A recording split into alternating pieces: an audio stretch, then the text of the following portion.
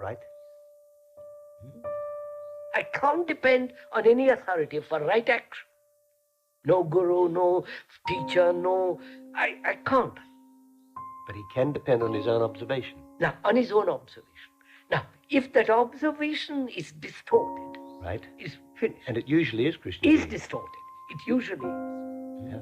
Because he's got opinions, yes, judgments, evaluations.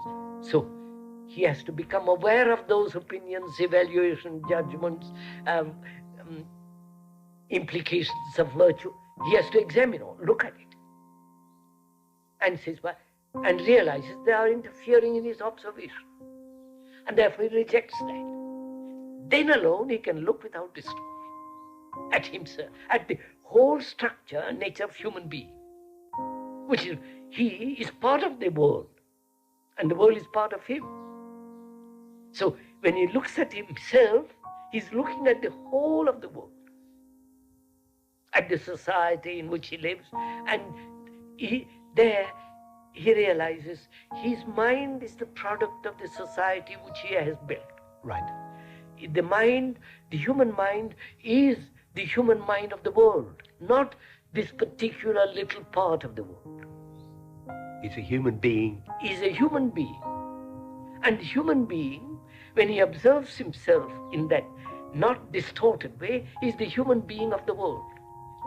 So when he sees himself as he is, he can, by observation without distortion, he can change his whole, he can bring about a total mutation in himself.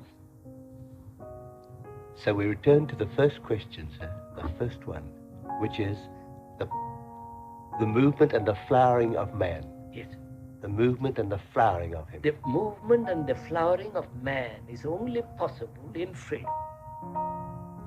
The freedom that comes when there is no fear in observation, in seeing, when there is no distortion, as the Hindu, as the Muslim, or as the communist, as an Australian, or when there is no distortion of any kind, then there is freedom. And you see, sir, in that freedom, there is love and compassion. It isn't just freedom. Not freedom to do. No, that's childish. Yes. Because freedom implies tremendous responsibility. And responsibility is, you feel the beauty of responsibility only when you love. Then you are totally responsible. Therefore, freedom and love and peace go together. It isn't I love and then I am brutal. It's the whole thing as one, unfragmented.